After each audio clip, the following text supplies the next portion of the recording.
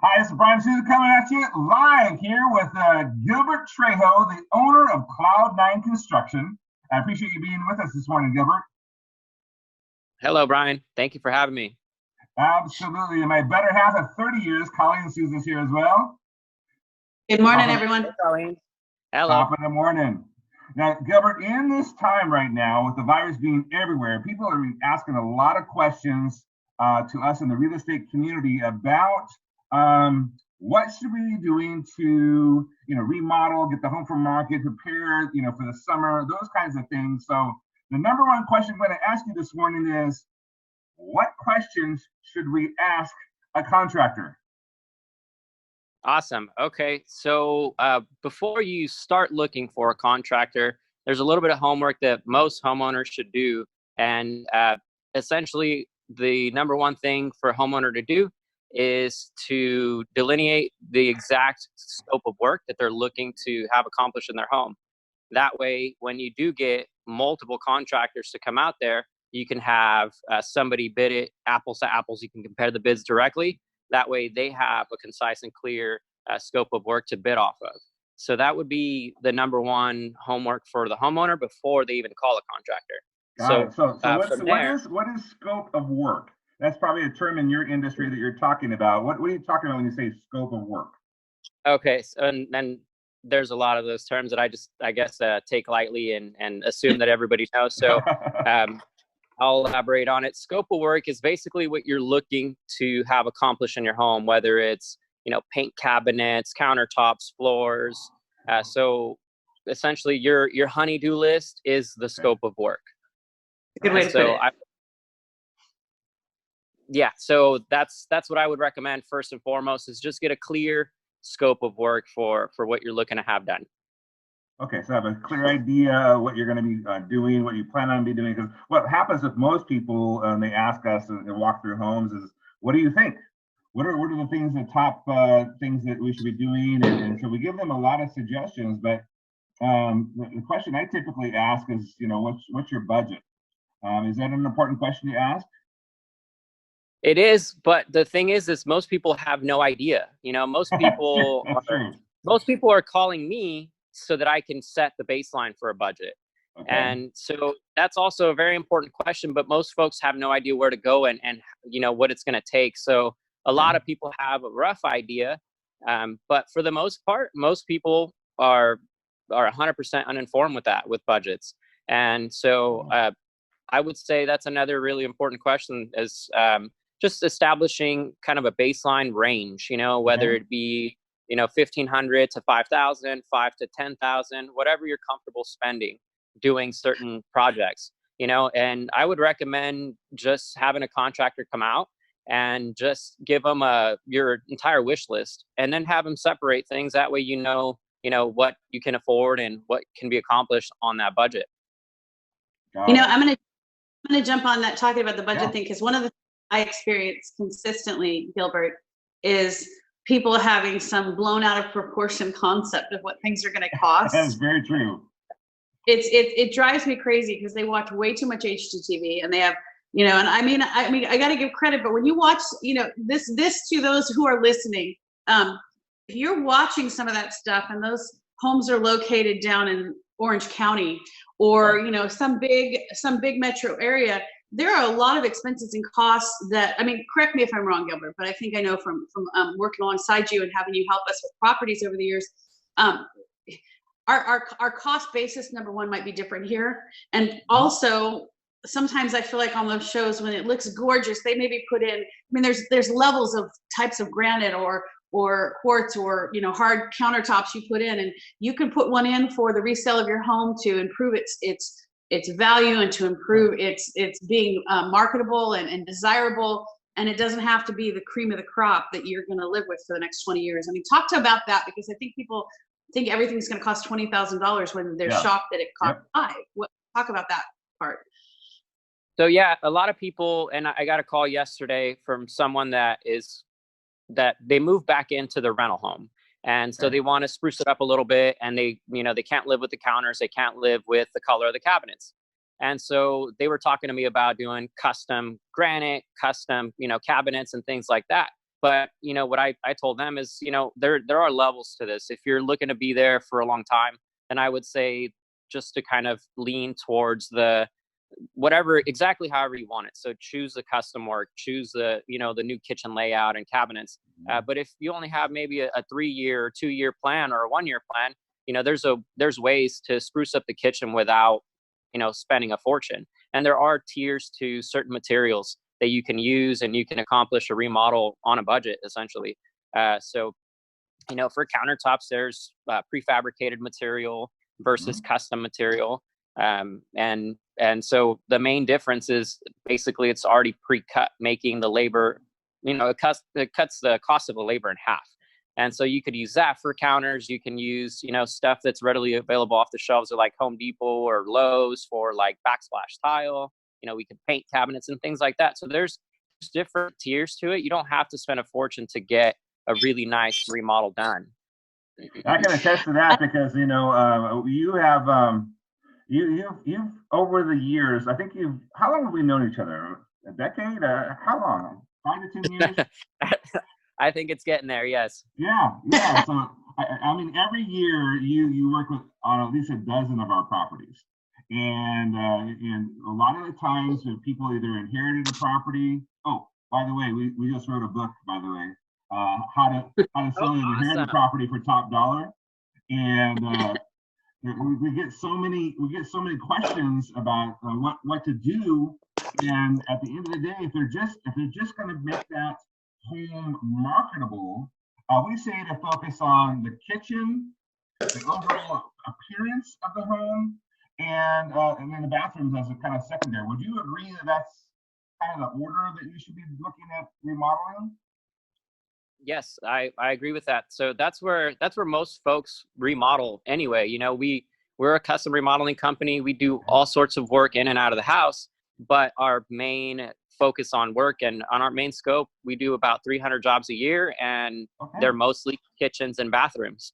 And I think the reason most people jump on their bathroom first is because the kitchen is a little more expensive. Right. You know, you can do a bathroom remodel for a third of the cost of a kitchen. And so that's why folks choose to create a little spa-like feel in their master bath versus spending, you know, all the money in a kitchen. But there's ways to, you know, really accomplish all of it. If you're just, you know, if you can kind of not sacrifice, but I guess have a little bit of flexibility with like choice of materials, and you could really accomplish something really nice with, like I said, a pretty small budget. And we've watched your business grow a lot over the years. I mean, you've gone from kind of one-man operation to 300 jobs a year. That's like one a day almost, right? So you have a very large organization now, large team, and it's pretty impressive to watch the growth of your company. Colleen, go ahead. Well, I want to jump in there for a second too, because it kind of goes with what we were talking about. But and it you know, right now we have a property, an inherited property, since Bryan brought that up, that's on the market. And, you know, the kids inherited the property. It's a beautiful property. It's in a great neighborhood. It's just dated. I mean, the biggest problem with this house is that it's dated. It's great, everything about it. And today. Yeah, I'm actually having a showing today. It was priced by the siblings to sell. It was priced below market, but then they added an extra incentive, and they said, what if we threw $10,000 in there? Right. And I mean, I've already had somebody walk through the house that was like, there's just, you know, because they offered a $10,000, said that there's so much more than 10,000 in this house. I said, wait, because Gilbert did this for us. He did a workup for us of where could $10,000 go? And I had to walk her back to take a look at that on the kitchen counter and say, you know, you could do the whole house in granite for that, or you could do the carpets and paint for that. And it was helping people. Once again, it comes back down to realizing and having that perspective that there are some great things that can be done. And yes, you can, you know, have to put in a little and make a few sacrifices, but you're right. There's just so many choices. So, you know, I don't know. I just felt like I had to share that. Maybe it was a little shout out for that property. Let me know. Great property. Gilbert's going to be helping remodel it. It's a great place. Well, and I agree, like a realistic expectation of cost is something that's very important. But like I said, a lot of folks don't have that expectation. They don't have a baseline because they've never dealt with it. So if they did, they wouldn't be looking for a contractor. They'd already have somebody kind of, on their log and on their phone book, and just they'll be reaching out to them to get a price. But when you're looking for a contractor, I would say that's one of the big ones too, is just kind of set a budget in your mind, not to exceed this number, and put your wish list together, and then have everybody bid it, get multiple bids, 2 or 3 contractors, and have everybody bid off of that same list. That way it's all apples for apples. And don't change the list when you're interviewing contractors, right? So you ask this contractor with this list and this contractor a different list, and make sure the list is exactly the same. And with that in mind, what are the top, 5 questions you should be asking your contractor? Well, there's the obvious questions, right? So are you licensed? Are you bonded? Sure. Yeah. I mean, most people don't ask me that, which is really alarming. I know maybe they're looking us up online and they already see some basic information. But if like I get a recommendation or a word of mouth client or something like that, they don't even ask that. They don't ask, oh, are you licensed, bonded, and insured? That's not a question that they ask. They ask, when can you get started? When can you do this? And so I think that's a really important question, and it's something to follow up on, because the contractor is always probably going to tell you, yes, they are licensed, bonded, and insured, but you should do your research, get on the CSLB website. And look on places like Yelp for contractor reviews and things like that. Really right. important. So first off, get on the CSLB and just verify their license status, because that's really important. Once you verify that their license is in good standing, then you can look them up online, look them up on Google, just type in their name, type in the company name and see what pops up. And if you see anything negative, well, that's an indicator. If you see positive, then that's probably a good sign. But one question, talking about licensed, bonded, and insured, that really gets missed is, are your employees insured with workers' compensation insurance? A lot of contractors have employees, but not all of them have their employees insured, with workers' compensation insurance. And that's very important, because if somebody gets hurt on your property, then they can fall back on the homeowner. So with your organization growing, I don't even know how many employees do you have now? Well, today, as of right now, because of this COVID-19, Before that, we had a crew. We have 13 guys. So 13 guys here at the company. We've got I'm looking at 6 trucks. Let's see them. You want to see them? Let's see if I can figure out how to flip this camera around. So this is our small operation here. We've got them all lined up. Nobody's working. Wow, look at that. That's impressive. This is our operation, all our trucks, and then we've got the shop here, and this is where all the magic happens. It's a small version of Home Depot. We have 1 or 2 of every tool. It's like this is Cloud9 Ranch right here, right? This is Cloud9 Ranch. This is where the magic happens. We show up every morning, and this is where all the guys get all their stuff from, and their material, their tools, and their scope of work for the day. So this is where we're at. Now, is it true? I heard that you can actually fabricate granite on your operation there. Is that accurate? Yes. So we do our own fabrication. Most contractors subcontract most of their work out. They just show up, they give you some ideas, and then they set up all their subcontractors to do all the work. For our operation, it's a little different. My team does most of our own work. And so what that means is that you don't have 6 or 7 strange trades coming in and out of your house. There's a little more control. It's mostly the same guys coming to the same job site until it's done. So that's one thing that we do a little different than most contractors here. Awesome. But we do fabricate our own counters. We do all our own tile work. We do, pretty much everything minus plumbing and I guess that's pretty much it, minus our plumbing. Where's your reach? I know you serve the Central Valley area, and you've worked on all of our properties there in the Central Valley, but I've heard that you've actually gone outside that space. Is that true? Yeah, so we've done work. We spent almost a year up in the Bay Area doing work out there, just because at the time there was a lot more work up there than there was down here in the Valley. And so we were able to shift gears, and we worked out of the Bay Area for about a year. We've done work in Southern California, but as of right now, we're really focusing on the Valley because it's growing so quickly, as you guys have probably seen. And So yeah, we're just really focused on the Valley here, but we go all the way from Visalia to Merced at this point. How many typical jobs do you operate at any given time? You said you do 300 a year. So obviously you've got jobs that are overlapping. How do you number one, manage all that? And number two, how many jobs do you take on at any given time? So right now we're taking on about 6 jobs at a time. You know, we manage our workload a little differently, I would imagine, than other contractors as well. We're as organized as we can be. We have a managing software that we use to try to keep it organized. So with those 300 jobs, it sounds great, and it should be a job a year. But in between there, we have just a team of guys that are focused on service work. So they do like go fix a sink, go fix a toilet, you know, install 10 fans, things like that. So that's one day jobs. And so I have a service team, and then I have all my other teams that are doing everything else. But we use a software managing, or actually I can show you a little bit of what we do. And so basically this is our management software. This is what we use to stay organized. This keeps all the jobs in line, and it just tells us, you know, it helps me, you know, define my timelines for when things are going to be done, when I can add certain jobs here and there. And so this little column right here just shows all the folks that we're currently working with.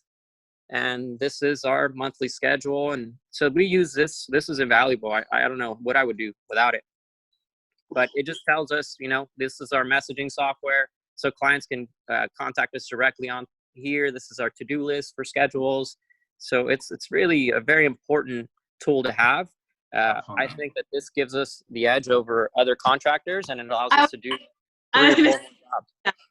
I was gonna say one thing, and I mean, to tout Gilbert, to tout Cloud9. I mean, you know, I won't forget. It's been 6-7 years now since you guys did our house, something like that. It blows my mind. I have to base it on that long. I know.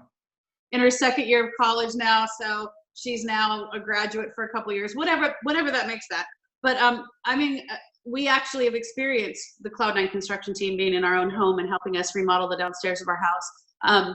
And it is a very efficient team, and Gilbert's very organized. But I think that's a big piece of it, because being in real estate, we do experience, I mean, I've experienced going out to homes with clients who are looking to either, you know, a lot of my buyers, okay, and they'll either get quotes from different folks. I always throw Gilbert's name out there, or there's a house that's had some construction work done, or, you know, lots of situations I'm trying to say this all, and I'm not doing a very articulate job. I've met a lot of contractors, and they're not all as organized. I guess that's what I'm trying to nicely say. They're not all as efficient. They don't have the structure in place to be able to be as efficient. And I have to tout that. Now, not that their skill set might not be great, and that in the end they do great work, but they cause probably a lot more headaches along the way, because what they don't do is use the tools that Gilbert's using, because that we all know that it's really important to have a plan, and actually, I don't know, stick with a plan. So I like that. I know when you're working with him, you're going to get that. That's the key right there. I think the reason why we chose to interview out of all the contractors we work with is that you actually start when you say you're going to start, and you end when you say you're going to end, and the budget doesn't change. Everything's exactly right. You don't start late, and the job doesn't continue on and on for weeks and weeks. Well, we've had that project happen on a lot of properties where we have launch dates on our properties, as you're well aware, and it's very, very important for the jobs to start and end at a certain time so that we can plan our marketing accordingly, right? And then kind of time the market. And so when we I think we had you working on 3 jobs at once on 1 or 3 different properties, and you were able to get those properties launched right on time, and with all the crews working. And it's very impressive to see that happen. So I have to compliment you. Now we know the behind the scenes on how that happens. That software. That's awesome. That's awesome. So a lot of the contractors don't use that software that you're using. Is that what you're saying? Is that not a standard practice? I wouldn't imagine so, because it's fairly expensive. So it's part of running costs. You know, it's part of keeping organized and having a structure for your team to base themselves off of. And so my team members here have access to this program, and they update their specific jobs daily. So everything is always synchronized. And so everybody's always on the same page. It helps with communication. And I think that's what allows us to do a couple more jobs, you know, per year than everybody else.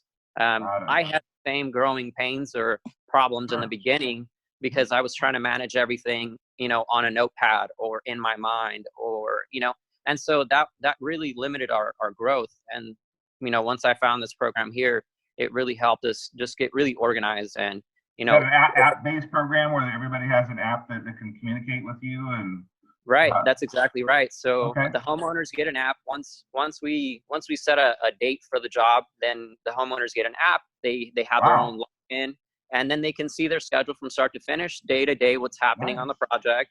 And they have a portal where they can send messages, where they can pick materials, where they also have access to, progress payments and things like that. So there's always a payment schedule. There's no guesswork on when I should give these guys some money. There's no, I'm going to give these guys 20 grand and then square up at the end kind of thing. Everything is out in the open. Everything is clearly defined. And so I think that helps a lot. It helps keep things just flowing smoothly. Yeah, we made that mistake before when we put it in our pool, right? So we wrote a check for 20 grand, and they were late showing up, and they were late getting the job done, and that was right. You already have your money, right? And we learned from that. That was about 16 years ago that we did that, and then finally after they showed up, they were jumping around in the pipes, and I said, I don't know a lot about pool construction, but I'd never seen anybody jump on top of a pipe before, and so.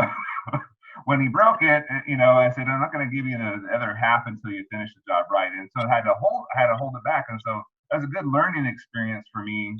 And actually, I didn't interview three, like you're recommending. We did not interview three contractors. We just went with one and just kind of did our thing.